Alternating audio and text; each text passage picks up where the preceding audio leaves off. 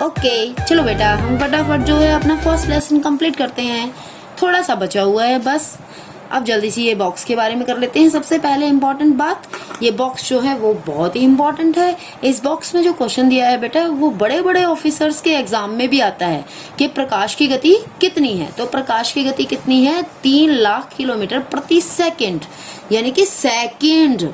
समझ रहे हो आप? इतनी तेज गति से प्रकाश चलता है। इस गति के बावजूद सूर्य के प्रकाश को पृथ्वी तक पहुंचने में लगभग कितना मिनट लगता है? 8 मिनट्स लगते हैं। ये क्वेश्चन जो है एग्जाम्स में पूछा जाता है बेटा कि सूर्य के प्रकाश को पृथ्वी तक पहुंचने में कितना समय लगता है? तो 8 मिनट का समय लगता है। ये भी बहुत रोचक जो है, ये बहुत ही इंटरेस्टिंग फैक्ट है आपके लिए। ये भी एग्जाम्स में पूछा जाता है। ठीक है। नील आर्मस्ट्रॉन्ग पहले व्यक्ति थे जिन्होंने 29 जुलाई 1969 ठीक है को सबसे पहले चंद्रमा की सतह पर कदम रखा था। इसके जो ये है जो बहुत ही ज्यादा इंपॉर्टेंट है, इसमें आगे दे रखा है क्या कोई भारतीय भी चंद्रमा पर गया है? तो हाँ बच्चों, भारतीय भी चंद्रमा पर गया है। राकेश शर्मा जो थे वो चंद्रमा पर गए थे।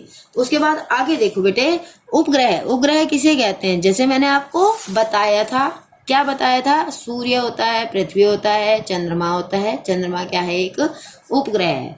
उपग्रह यानी कि एक खगोलीय पिंड। ठीक है, जो क्या होता है? जो ग्रह के चारों ओर चक्कर लगाता है। ठीक है, वो इस प्रकार चक्कर लगाता है जिस प्रकार ग्रह सूर्य के चारों ओर चक्कर लगाते हैं।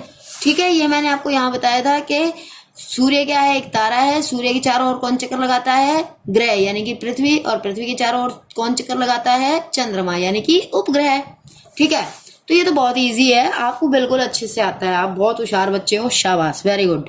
ऐसे ही अपने आप को फटाफट जो है तैयार करते हुए जाना है। जल्दी जल्दी याद करना है, जल्दी जल्दी सीखना है, सब कुछ समझना है।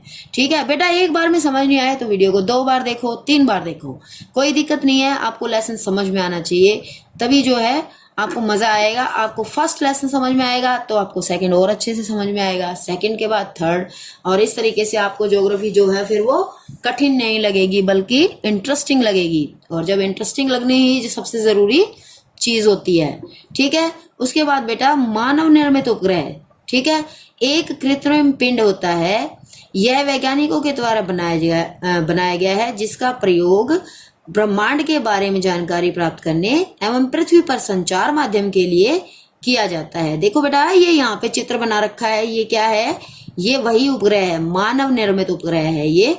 ठीक है, तो इसमें देखो क्या होता है कि मानव निर्मित उपग्रह को अंतरिक्ष में स्थापित कर दिया जाता है, इसको ऊपर, जिसका उपयोग ब्रह्मांड के बारे में जानकारी प्राप्त करने के लिए किया जाता है, पृथ्वी पर संचार माध्यम के लिए किया जा सकता है। इसे रॉकेट के द्वारा अंतरिक्ष में, कहां पर? रॉकेट के द्वारा। देखो ये दिखा रखा है पूरा चित्र कि रॉकेट का प्रक्षेपण रॉकेट के द्वारा क्या कर रहे हैं? ऊपर रॉकेट का पृथ्वी पर गिरना, ऊपर पहुंच गए। फिर उसके बाद ये है कक्षा का उपग्रह का कक्षा में प्रवेश कर जाना। इस तरीके से होता है बेटा। ठीक है, तो ये ऐसे होता है। एवं पृथ्वी की कक्षा में स्थापित कर दिया जाता है। अंतरिक्ष में उपस्थित कुछ भारतीय उपग्रह कौन कौन से हैं? ये वेरी इंपॉर्टेंट है। ठीक है, कौन कौन से उपग्रह हैं? इनसेट, IRS और एडुसेट। अब नेक्स्ट पेज देखो, बस लेसन खत्म, छोटा सा बचा है, कम ऑन। इसके बाद देखो बेटे, चंद्रमा पृथ्वी का एक चक्कर लगभग कितने दिनों में पूरा करता है? ये शॉर्ट क्वेश्चन आंसर में, एक्स्ट्रा क्वेश्चन है ये, शॉर्ट क्वेश्चन है ये। ठीक है, 1 नंबर का कि चंद्रमा पृथ्वी का चक्कर कितने दिन में पूरा करता है? तो चंद्रमा पृथ्वी का एक चक्कर लगभग 27 दिन में पूरा करता है। जबकि बेटा पृथ्वी कितने दिन में सूर्य का एक चक्कर पूरा करती है? सूर्य का, पृथ्वी तो कैसे घूमती है बेटे? मैंने आपको शुरू में बताया था, पृथ्वी के घूमने का स्टाइल क्या होता है? 2 स्टाइल होते हैं, परिक्रमण और घूर्ण। परिक्रमण यानी कि 365 दिन और घूर्ण यानी कि 24 घंटे।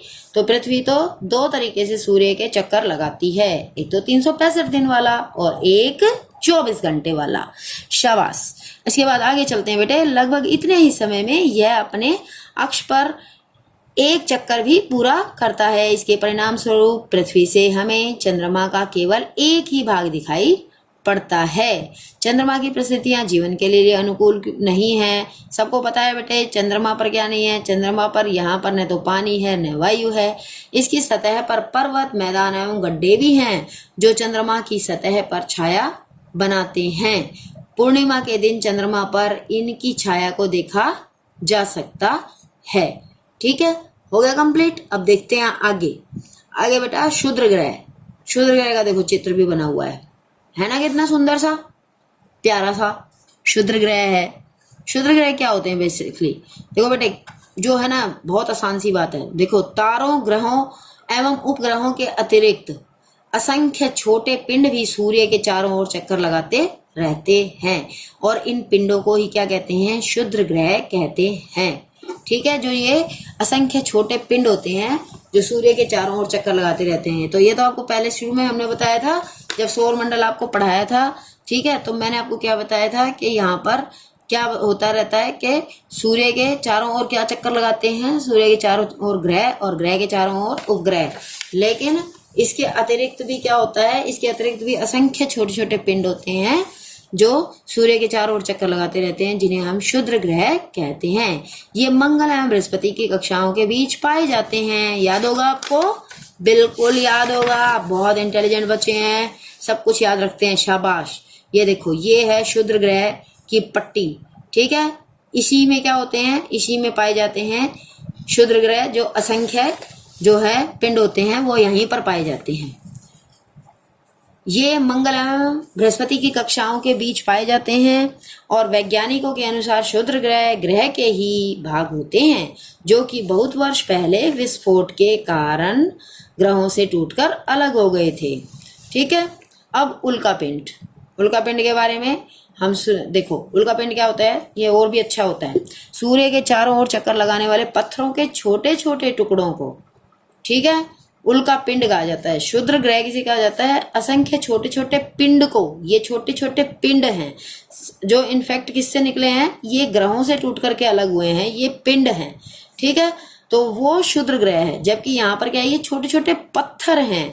ठीक है, सूर्य के चारों ओर चक्कर लगाने वाले पत्थरों के छोटे छोटे टुकड़ों को हम उल्का पिंड कहते हैं। कभी कभी ये उल्का पिंड पृथ्वी के इतने नजदीक आ जाते हैं कि इनकी प्रवृत्ति पृथ्वी पर गिरने की होती है। इस प्रक्रिया के दौरान वायु के साथ घर्षण होने के कारण ये गर्म होकर जल जाते हैं।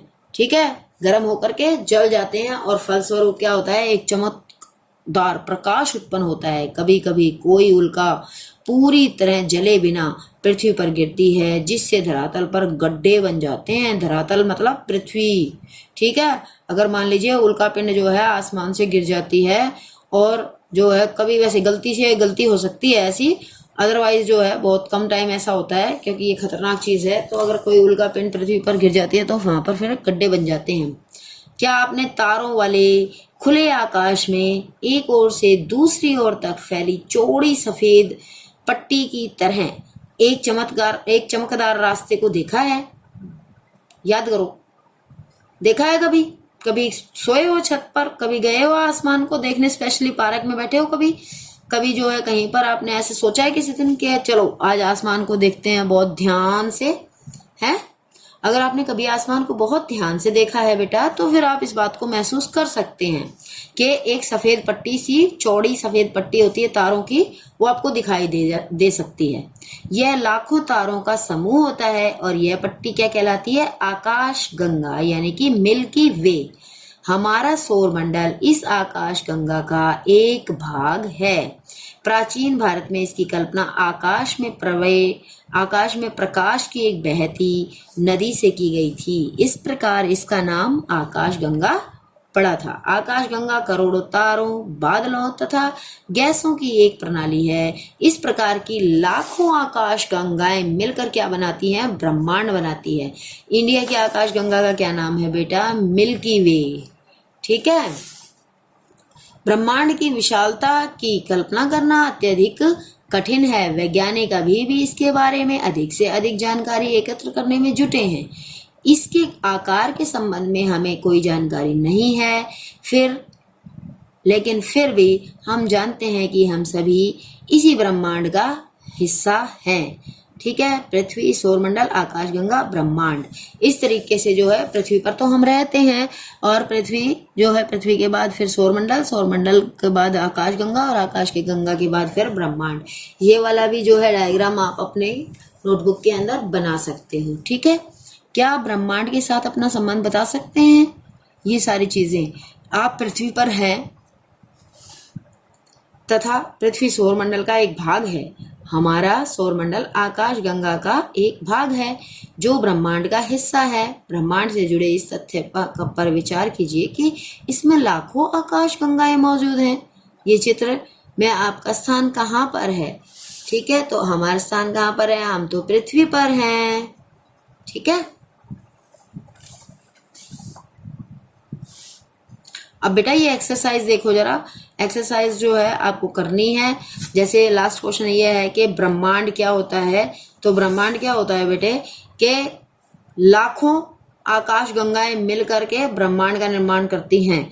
ये यहाँ से क्वेश्चन जो है आप ऊपर से निकालेंगे, यहाँ से कि खुले आकाश में एक ओर से दूसरी ओर, इस तरीके से जो है यहाँ से लेकर के आएंगे आप क्वेश्चन का आंसर कि आकाश गंगा क्या होती है, ब्रह्मांड क्या होता है, सॉरी ब्रह्मांड क्या होता है कि आकाश गंगा करोड़ों तारों, बादलों तथा गैसों की एक प्रणाली है, और इस प्रकार की लाखों आकाश गंगाएं मिलकर के, यानी कि यहां से आप जो है आंसर नंबर 6 यहां से लगाएंगे, यहां से लेकर के और यहां तक बेटा। ठीक है,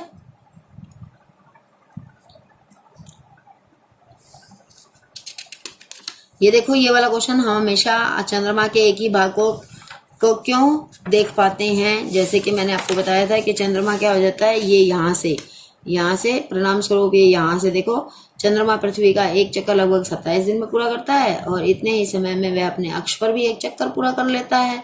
इसके परिणाम स्वरूप जो है पृथ्वी से हमें चंद्रमा केवल एक ही भाग दिखाई देता है। ये वाला हमारा कौन सा क्वेश्चन बन जाएगा बेटा? ये वाला हमारा क्वेश्चन बन जाएगा 5th। ठीक है बेटा, इस तरीके से जो है फिर आप एक्सरसाइज सॉल्व कर लेंगे।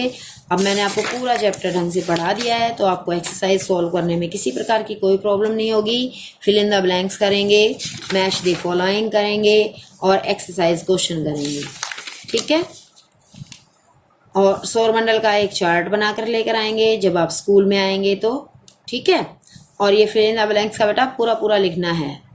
और ये जो अपने हैं ये मैच दी फॉलोइंग में आपको मैच करने वाले 1 2 3 नहीं लिखने हैं, बस आंसर लिखो सीधा। ठीक है, ध्रुव तारे को किस दिशा का ज्ञान होता है? ध्रुव तारे से किस दिशा का ज्ञान होता है? तो हम इसमें क्या लिख सकते हैं? हम इसमें उत्तर लिख सकते हैं, क्योंकि आपने उत्तर दिशा ये जान लिया था कि सप्तऋषि तारामंडल की मदद से हम ध्रुव तारे का ज्ञान प्राप्त कर सकते हैं। ठीक है बेटा, चलो okay, thank you all of you. अच्छा लगा आप सब बच्चों को? बाय।